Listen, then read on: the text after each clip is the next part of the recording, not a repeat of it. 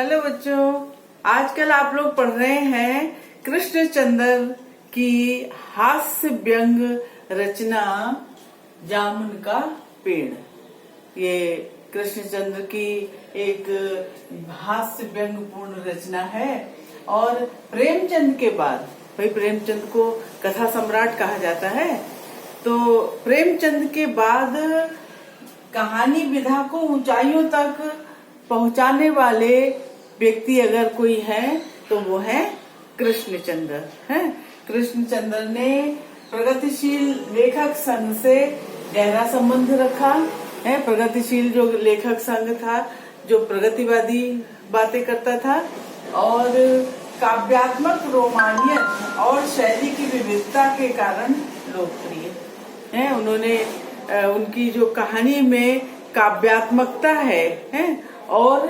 रोमानियत और शैली की जो विविधता है उसके कारण वो लोकप्रिय हैं लोगों में है। और जामुन का पेड़ जो है उनकी प्रसिद्ध हास्य व्यंग कथा है।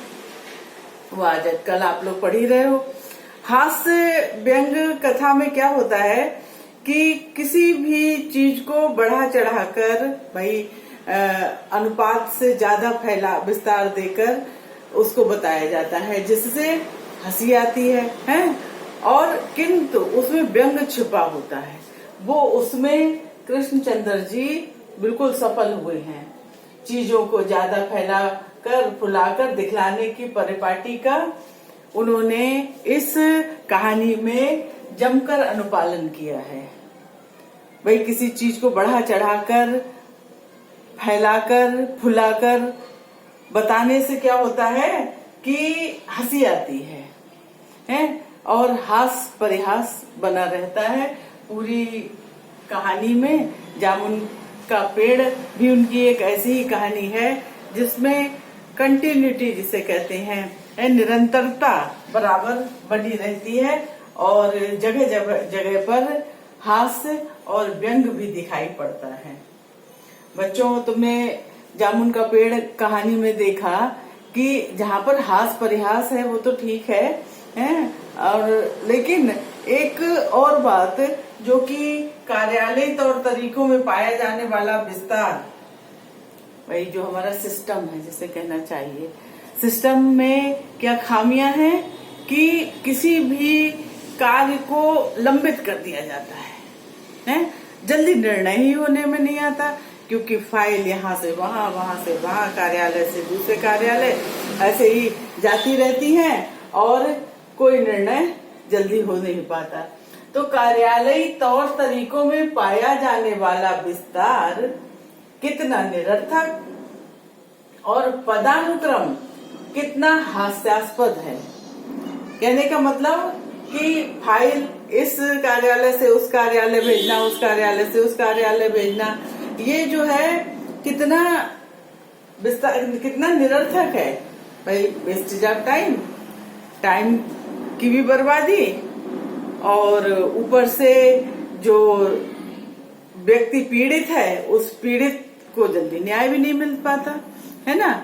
और पदानुक्रम कितना हास्यास्पद है, मतलब उस पर एक्शन लेना है ना, उस पर जो एक्शन का तरीका इसमें दिखाया है किसी भी कार्यालय का, उसमें कितनी हंसी आ रही है ना। व्यंग छिपा हुआ है लेकिन हास्यास्पद है। पदानुक्रम कितना हास्यास्पद है, उसमें कृष्णचंद्र पूरी तरह से सफल हुए हैं। जामुन का पेड़ कहानी में जो कार्यालयी तौर तरीकों में पाया जाने वाला विस्तार है वो कितना निरर्थक है और पदानुक्रम कितना हास्यास्पद है। इसमें जामुन का पेड़ कहानी में कृष्णचंद्र पूरी तरह सफल हुए हैं। उसमें उन्होंने कितने विभागों का उल्लेख कर दिया है ना। विभाग तो तुम्हें पता ही है कि कभी व्यापार विभाग वाले कहते हैं कि ये कृषि विभाग वालों का कार्य है, और कोई कृषि विभाग वाले कह देते हैं कि वो दूसरे को भी कोई दूसरे विभाग को बता देता है, कोई दूसरे विभाग को बता देता है। कितने विभागों का उल्लेख किया गया है। कोई कहता है हॉर्टिकल्चर, अगर उसने कोई कवि शायरी सुना दी तो वो कवि है? तो अगर कवि है तो वो कल्चरल डिपार्टमेंट का काम है। इस तरह से करते करते करते करते बात प्रधानमंत्री तक पहुंच जाती है? और अंत में प्रधानमंत्री ही उस पर निर्णय लेते हैं कि पेड़ को काट दिया जाए, पूरी जिम्मेदारी लेते हैं और इस तरह से उनकी फाइल पूरी हो जाती है। और फाइल पूरी क्या, फाइल बंद हो जाती है और एक तरह से व्यक्ति की भी फाइल बंद हो जाती है, मतलब वो मर जाता है। इतना टाइम लग जाता है। ये तो एक कहानी के माध्यम से, हास्य व्यंग रचना के माध्यम से उन्होंने देखा जाए तो व्यवस्था के संवेदन शून्य एवं अमानवीय होने के पक्ष का भी उद्घाटन किया है कि जो हमारा सिस्टम है उस पर किसी का असर नहीं होता, किसी के दुख पीड़ा उससे कोई मतलब नहीं है। कितना अमानवीय है ना वो, जबकि पेड़ के नीचे आदमी जो है पेड़ के नीचे दबा हुआ है और बार बार कह रहा है कि मुझे निकालो। और जब उसके कवि होने का पता चलता है तो जो साहित्य अकादमी से लोग आते हैं, कल्चरल डिपार्टमेंट से लोग आते हैं, वो कहते हैं अच्छा आप शायर हैं, अरे आप शायर हैं, अरे ओस इतने बड़े शायर हैं, तो मैं आपका जल्दी से उसमें नाम डलवाता हूँ। तो ये सब आपका अभी तक साहित्य अकादमी में नाम नहीं गया। ये बात ज्यादा महत्वपूर्ण है कि उस आदमी की जान बचानी ज्यादा महत्वपूर्ण है। इस अतिशयोक्तिपूर्ण वर्णन के माध्यम से, हालांकि अतिशयोक्तिपूर्ण वर्णन तो करना ही पड़ता है हास्य व्यंग रचना में। हास्य व्यंग रचना में अगर बात को फैलाकर फुलाकर नहीं बताया गया तो हंसी नहीं आएगी, है ना।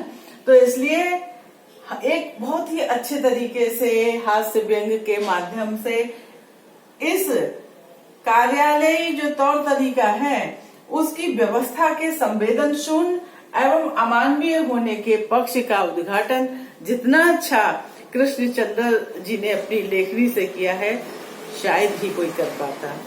धन्यवाद।